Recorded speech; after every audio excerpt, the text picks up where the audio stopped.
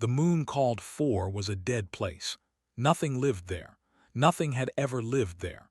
Its surface was covered with holes from rocks that had fallen from space over millions of years. Dust covered everything. The air was poison, and the ground was cold enough to freeze blood in seconds. But one thing on 4 was different from everything else. The monolith stood at the center of the largest crater, rising from the dust like a black finger pointing at the stars. It was perfectly smooth, perfectly black, and perfectly untouched by the damage that covered everything around it. Rocks had fallen for millions of years, but not one scratch marked its surface. Wind and dust had tried to wear it down, but it looked exactly the same as the day it was built. No one knew who built it. No one knew when. The best scientists in the galaxy had tried to find answers for 300 years, but the monolith kept its secrets well. Ambassador Sun stood at the observation window of Research Station 4, looking down at the black spire. Her body was made of living crystal, and light passed through her in beautiful patterns of blue and green. She was a species that had been traveling between stars for over 9,000 years. Her people were made of silicon instead of carbon, and they thought in patterns that other species could barely understand. She had spent 63 years studying the monolith, more than half her career, and still she had found nothing. "Run the test again," she said to her assistant, a young named. They looked like insects from old Earth stories, with 6 legs and large compound eyes that could see in 12 different directions at once. They were connected to a hive mind, which meant was never truly alone in her thoughts. "Ambassador, we have run this test 847,000 times," said. Her voice carried the harmony of the hive, as if many voices spoke through one mouth. "The result is always the same." "Then run it 847,001 times." Made a sound that might have been a sigh. She pressed buttons on her console, and down on the surface of 4, a small machine rolled toward the base of the monolith. At the base of the black spire was a door. It was perfectly flat, perfectly smooth, and made of the same black material as the rest of the structure. Beside the door was a small panel that glowed with soft amber light. This panel was the reason the Galactic Concord had spent 300 years and more money than most planets earned in a century. The panel was a lock, a biometric lock designed to read the body of whoever touched it, and for 300 years it had rejected everyone. The machine reached the panel and extended a small arm. At the end of the arm was a sample of genetic material from one of the oldest species in the galaxy. They had existed for over 40 million years. Their memories passed from parent to child through their genes, so every alive remembered things that had happened before most stars were born. The arm touched the panel. The amber light flickered. "Genome mismatch, access." The words appeared on every screen in the research station. Sun felt her crystal form grow slightly darker with frustration. The same words, always the same words. "Next sample," she ordered. The machine loaded a new sample. This one was from the Synthesis Collective, a species of machine minds that had once been organic but had long ago uploaded themselves into metal bodies. They could process information faster than light could travel. They had broken every code and encryption ever created.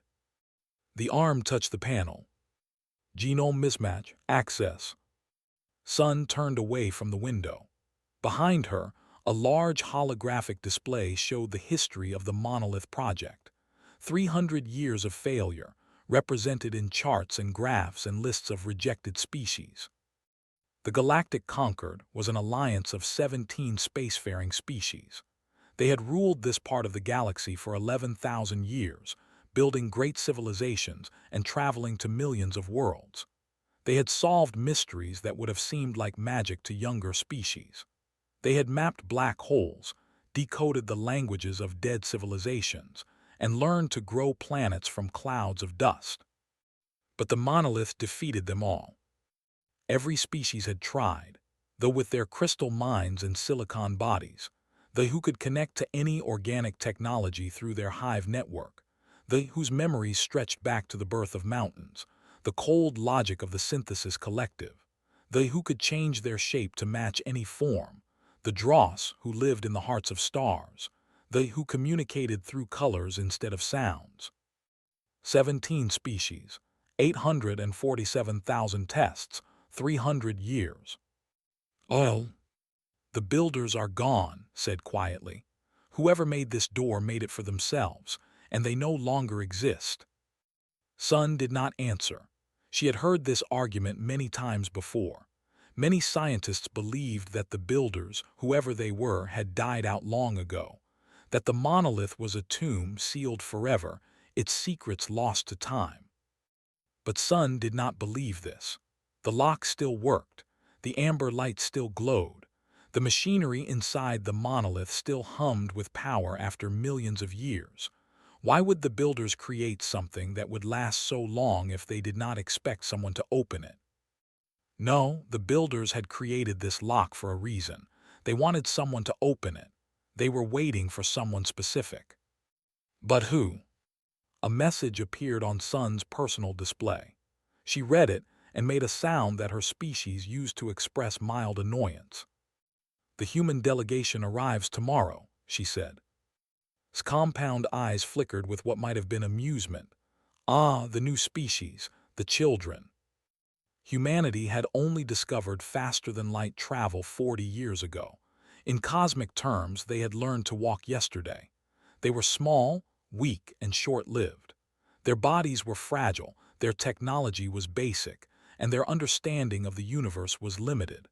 The conquered had given them provisional membership mostly out of politeness. They are sending an archaeologist, Sun said. As part of the cultural exchange program, we are required to include her in our research. Perhaps fresh eyes will help, offered. Sun's crystal form flickered with colors that meant disbelief. Fresh eyes have tried for 300 years.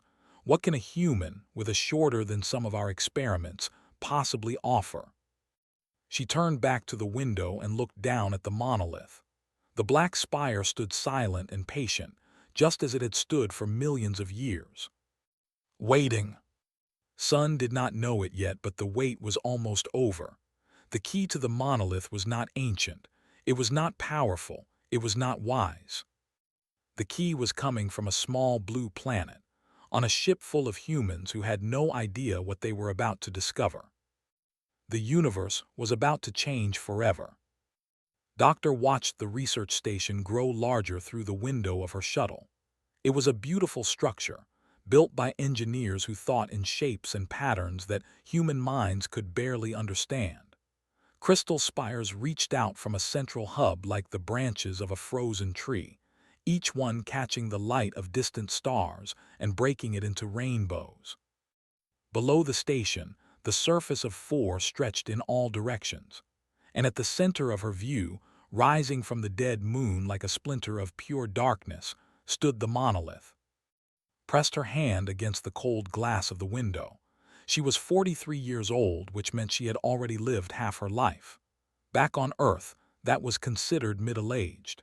Here, among species that lived for thousands of years, she was barely more than a baby. She did not care.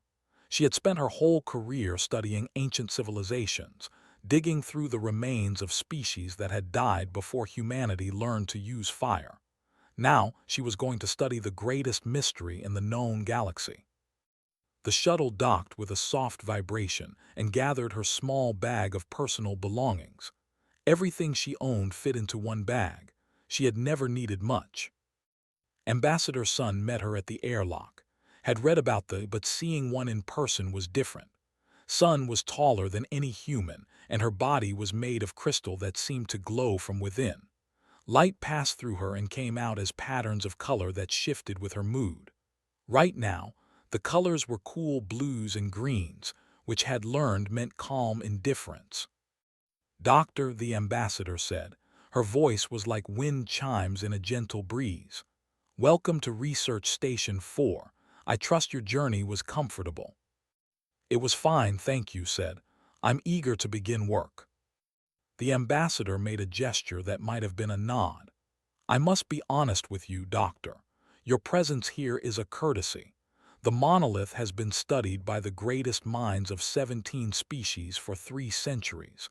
It is unlikely that a human archaeologist will discover anything new." Had expected this. Every species in the conquered looked down on humanity. They were too young, too short-lived, too primitive, had heard it all before. "I understand," she said.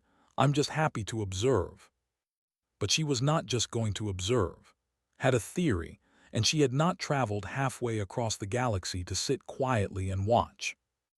The first few weeks were exactly what the ambassador had promised, was given access to the research databases but not to the main laboratories.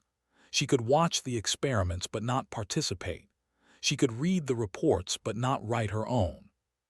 So she read everything. 3 centuries of data, 847,000 failed tests, reports from scientists of every species, each one more frustrated than the last. Absorbed it all, looking for patterns that others might have missed. And slowly, she began to see something. The biometric lock was not looking for a specific species. It was looking for a specific genetic code. This much was obvious, but what if the code it was looking for had changed over time? Knew about evolution. She knew that species changed over millions of years, adapting to new environments and new challenges. A species that existed 4 million years ago would look very different from its descendants today. What if the builders had not locked the door for themselves? What if they had locked it for their children, for whoever they would become after millions of years of change? She brought her theory to the weekly research meeting. The room was full of scientists from 6 different species, and every one of them turned to look at the small human woman who had spoken out of turn. "Genetic drift," said. "The lock is not looking for the builders. It is looking for what the builders might have become over millions of years of evolution." Ambassador Sun made a sound that her species used to express polite amusement. The colors in her crystal body shifted to light purple, which meant she was entertained but not impressed. "A romantic notion, Doctor," she said. "But we have tested every evolutionary branch in the known galaxy. We have run genetic projections forward and backward through time. We have even created artificial organisms based on predicted evolutionary paths. Nothing has worked." "Have you tested every species?" asked. "Every spacefaring species in the Conquered has been tested multiple times." "But what about species that are not yet full members of the Conquered?" The room went quiet. The ambassador's colors shifted to a darker blue, which meant she was thinking seriously about something for the first time. "You mean humanity," she said. "We have only been spacefaring for 40 years, said. "We are the youngest species in the Conquered. We have not been tested." A scientist made a clicking sound that meant disbelief. "Humans.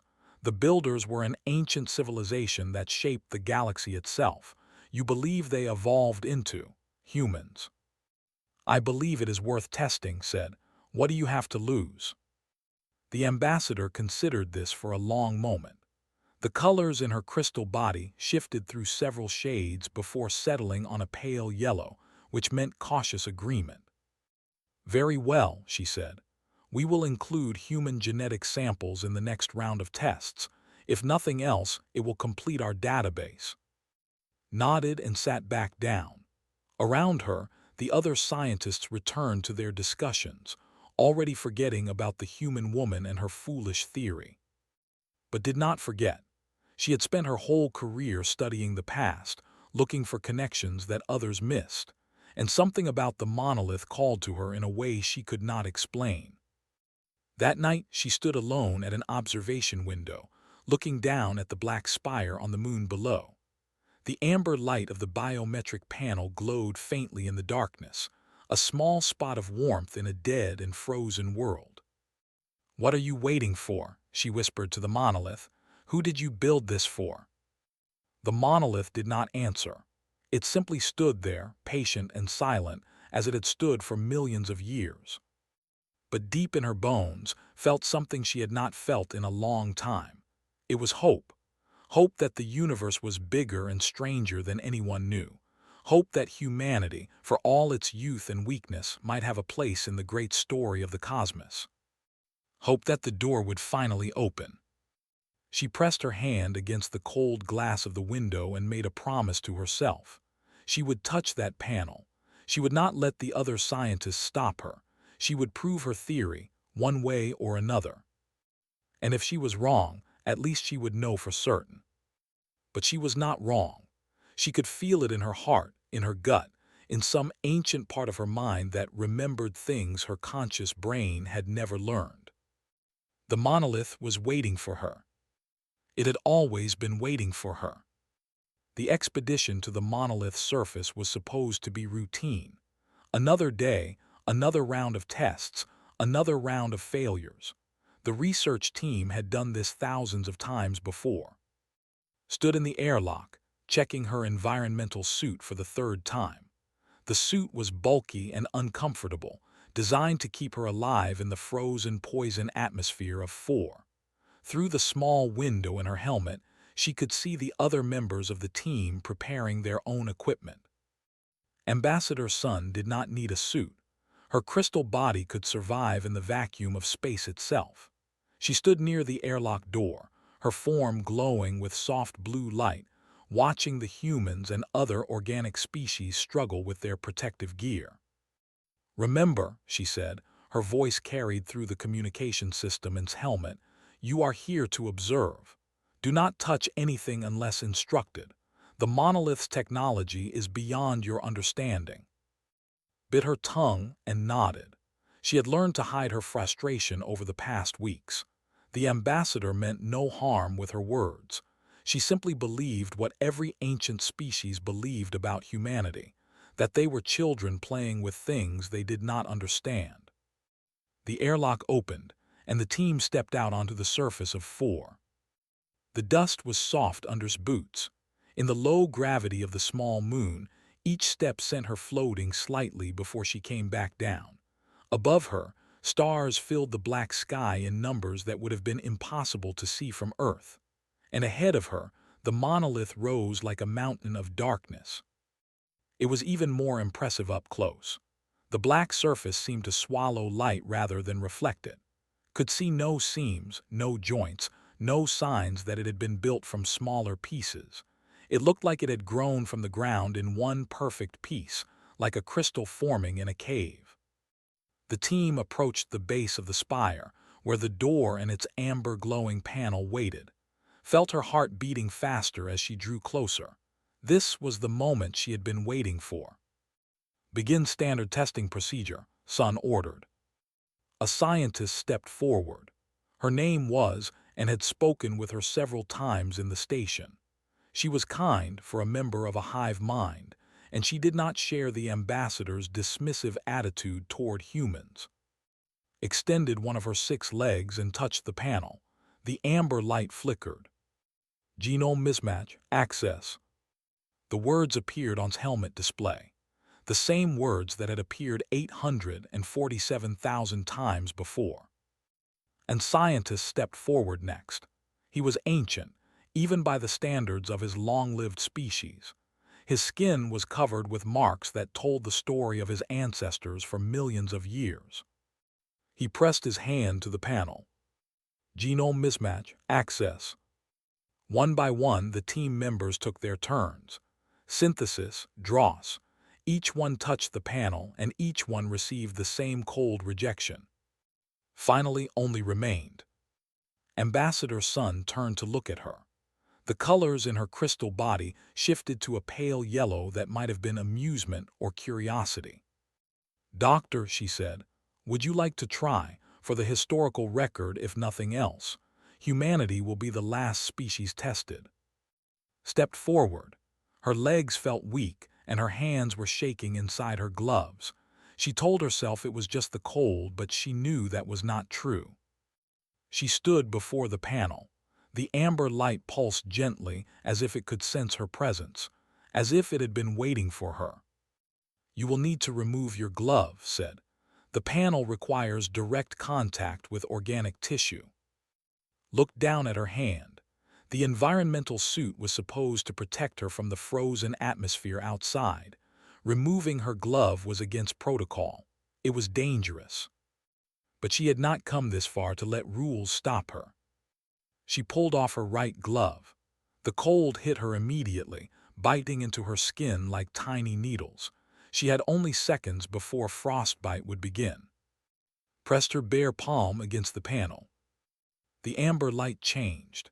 It shifted from soft orange to bright gold, then to pure white. The light grew brighter and brighter until had to close her eyes against the glare. And then she felt it. Something moved through her. It started at her hand and spread through her whole body, reading her blood, her bones, her muscles, her brain. It went deeper than her body, deeper than her cells, down to the twisted ladder of her DNA, where the secrets of her ancestors were written in chemical code. The light faded, opened her eyes. The door spoke, not in words but in meaning that went directly into her mind, bypassing language entirely. Genetic signature confirmed, evolutionary drift within acceptable parameters, time since seeding, 4.7 million years. Could not breathe, 4.7 million years. That was when the first human ancestors had appeared on Earth, the first creatures that would eventually become people. The door continued speaking. Welcome, child of the first engineers. Welcome, daughter of the builders. A pause, then, in a voice that carried the weight of ages. Access granted, creator. The black door, sealed for longer than any civilization in the galaxy had existed, began to open. Ancient air rushed out, carrying the smell of time itself. Beyond the door was darkness, but lights were beginning to flicker to life, one by one, revealing a chamber that stretched beyond sight. Stood frozen, her bare hand still pressed against the panel, her mind struggling to understand what had just happened. Behind her, the research team was silent. Ambassador Sun's crystal form had gone completely dark, all color drained away in shock. That is impossible, whispered through the communication system. That is absolutely impossible. But it was not impossible. It had happened. The proof was right in front of them, a door that had been locked for millions of years, now standing open because a human woman had touched it. Finally found her voice. It came out as barely more than a whisper. The builders did not disappear, she said. They did not die out, they became us. They became humanity. She turned to look at Ambassador Sun. The ancient, who had spent 63 years trying to open this door, stared back at her with eyes that held no expression at all. Your species, Sun said slowly, is 40 years old. You have barely learned to leave your own planet. You are children. You are nothing. Shook her head. We are not nothing. We are what the builders became. We are their children, their descendants, there. She looked back at the open door, at the lights coming alive in the darkness beyond, at the inheritance that had been waiting for humanity since before the conquered was born. We are their legacy. The word hung in the cold air of four, impossible and undeniable. And beyond the door, in chambers that had been dark for 4 million years, ancient machines began to wake up. They had been waiting so long for their creators to come home. Stepped through the door, and the darkness came alive.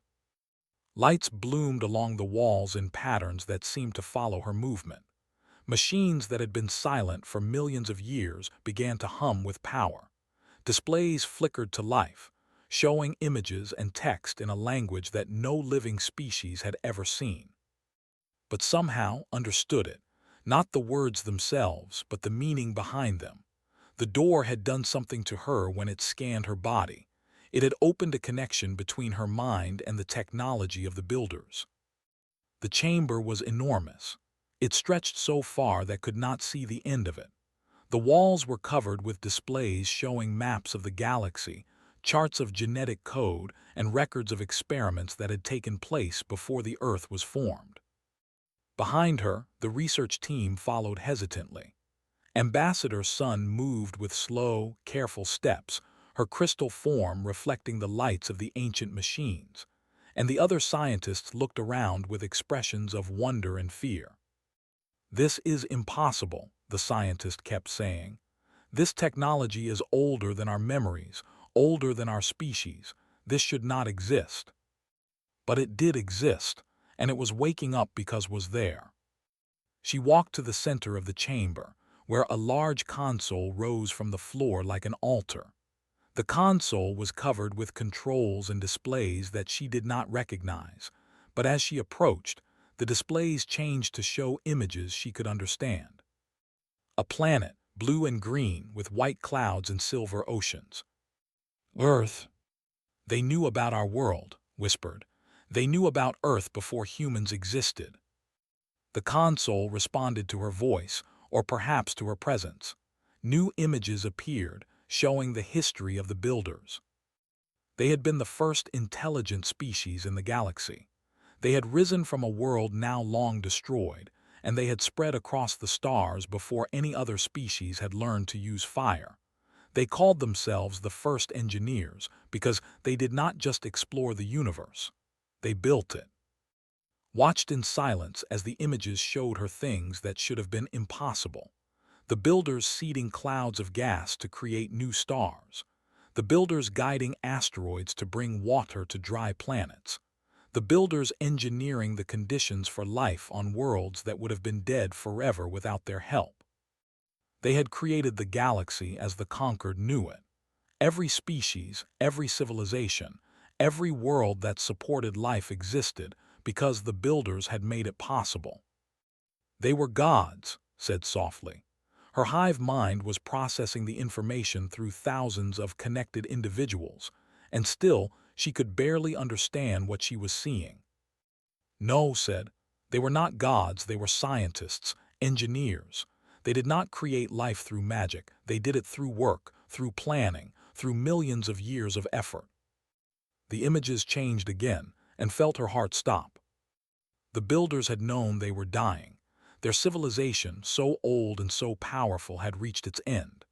They had spread too thin, lived too long, forgotten too much. They were fatting away, and they knew it. But they did not want their work to end with them. So they created a species designed to survive anything. They took their own genetic code and changed it, made it flexible and adaptable, able to evolve through any challenge. They planted this new species on a small blue planet in an unremarkable solar system, a place where no one would ever think to look. Then they buried this species in time. They let millions of years pass, let evolution do its work, let their children grow and change and become something new. And they waited. "They made us," said, her voice was shaking. "They made humanity, we are their experiment, their hope, there." She could not finish the sentence. The console pulsed with light, and a new display appeared. This one showed a figure, tall and thin, with eyes that seemed to look directly at across the gulf of millions of years.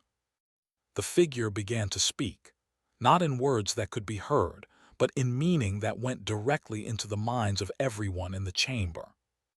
"If you are seeing this message, then our experiment has succeeded. You have survived. You have grown. You have found your way back to us."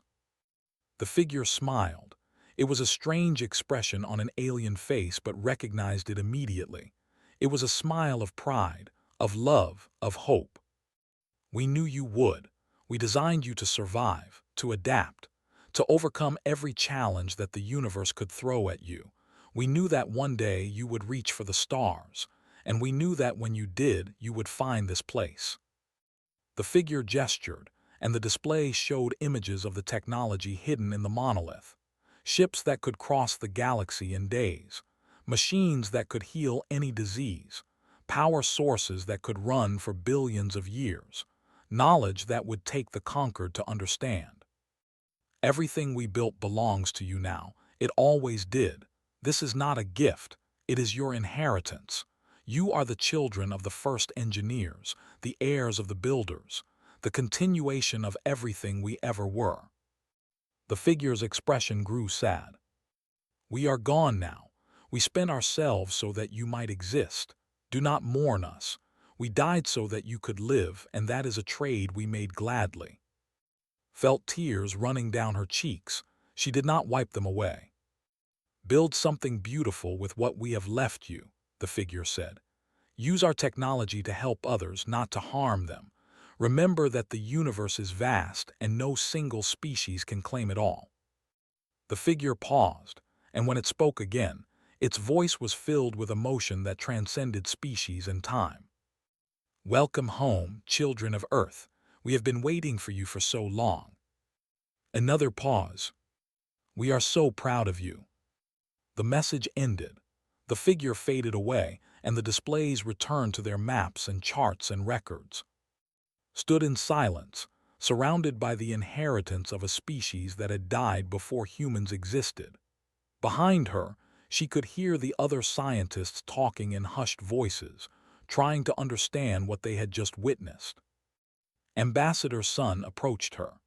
The crystal form of they was flickering with colors that had never seen before, patterns that expressed emotions too complex for human language. 11,000 years, the ambassador said quietly.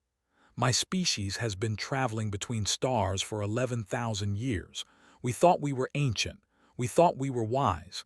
We thought we understood the universe. She looked at with eyes that held something new, something that might have been respect.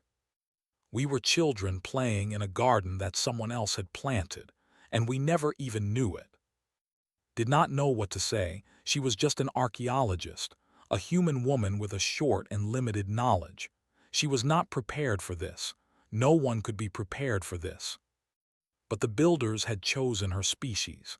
They had chosen humanity, not because humans were special or powerful or wise, but because humans had survived, because humans had kept going no matter what the universe threw at them. And now, the future of the galaxy rested on what humanity would do with their inheritance.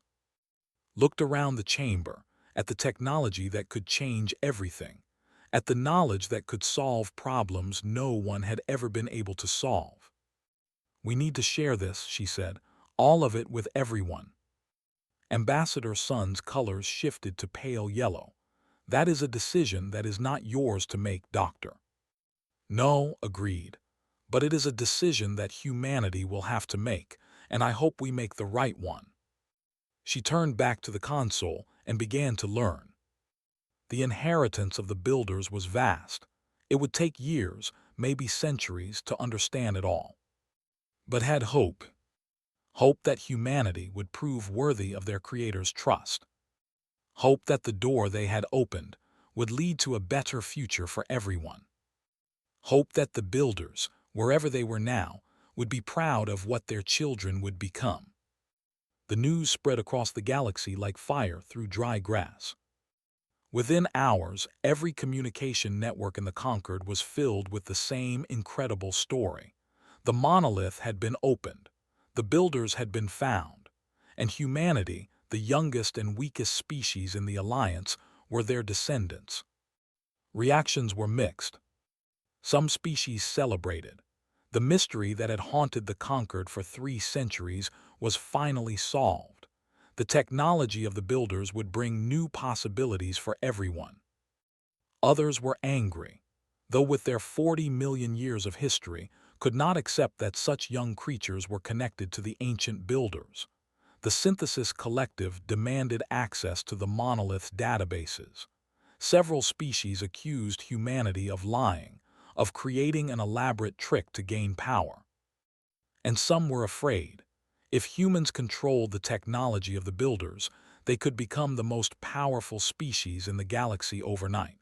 What would they do with that power? Watch the chaos unfold from the observation deck of Research Station 4. Ships were arriving every hour, carrying diplomats and scientists and military commanders from every corner of the Concord. Below her, the monolith stood silent and patient, its door still open, its secrets still waiting to be explored. Ambassador Sun approached her. They had been quiet since the door opened, spending most of her time in communication with her. Now, She stood beside and looked out at the growing fleet of ships. "The Galactic Council has called an emergency session," she said. "All 17 species will be represented. They want to discuss what happens next." Nodded, I expected that. "They want you to speak." Turned to look at the ambassador. "Me. I am just an archaeologist. I am not a diplomat or a leader. You are the one who opened the door. You are the one who received the message from the builders. In the eyes of the galaxy, you represent humanity now." Felt a cold weight settle in her stomach. She had never wanted this responsibility. She had just wanted to solve a mystery, but the universe did not care what she wanted. "What do you think I should say?" she asked. Sun's crystal form flickered with colors that might have been uncertainty. "I do not know. That is for you to decide." The emergency session of the Galactic Council was held on the largest ship in the fleet, a diplomatic vessel that could hold representatives from all 17 species. Walked into the council chamber and felt very small. The room was arranged in a circle, with platforms at different heights to accommodate species of different sizes. The delegation sat on low platforms near the floor, their ancient forms barely moving. The hung from the ceiling, their compound eyes reflecting the lights. The Synthesis Collective were represented by floating spheres that pulsed with artificial thought, and in the center of it all, a single human woman stood before them. "We have reviewed the evidence," said the speaker for the delegation. His voice was like stones grinding together, slow and heavy. The biometric lock responded to human genetics. The message was genuine. "We cannot deny what we have seen." "But what does it mean?" asked the queen. Her voice carried the harmony of her entire hive. "What do the humans intend to do with the power they have inherited?" Every eye in the room, every sensor, every lens turned to. She took a deep breath.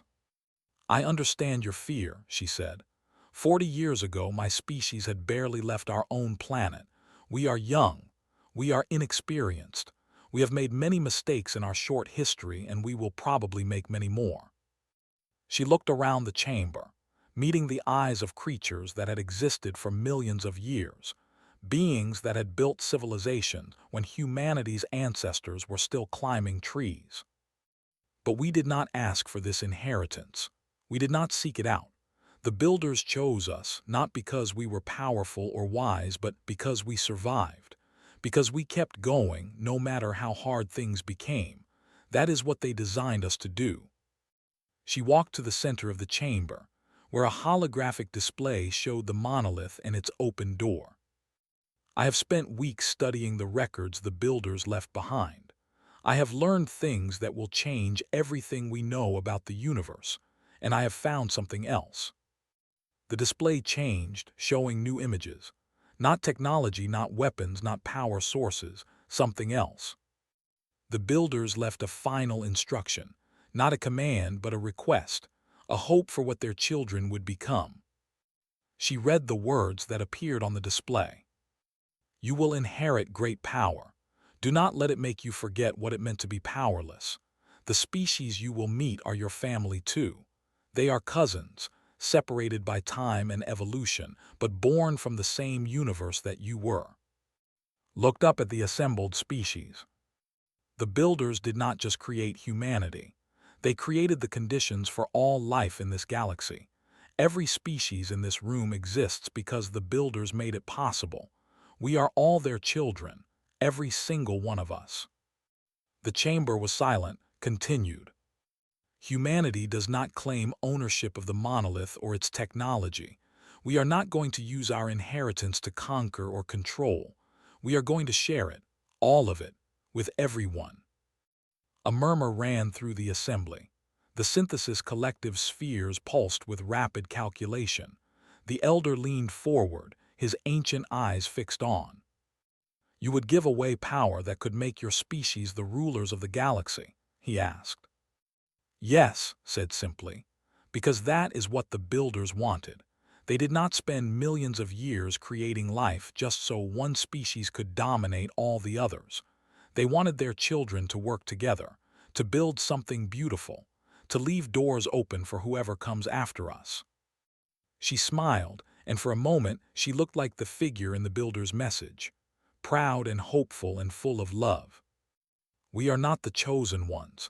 We are just the ones who found the key, and now we are choosing to share what we found." The vote took 3 hours. Representatives argued and debated and calculated, but in the end the decision was unanimous. The technology of the builders would be shared equally among all species of the conquered. Joint research stations would be built. Knowledge would be exchanged freely.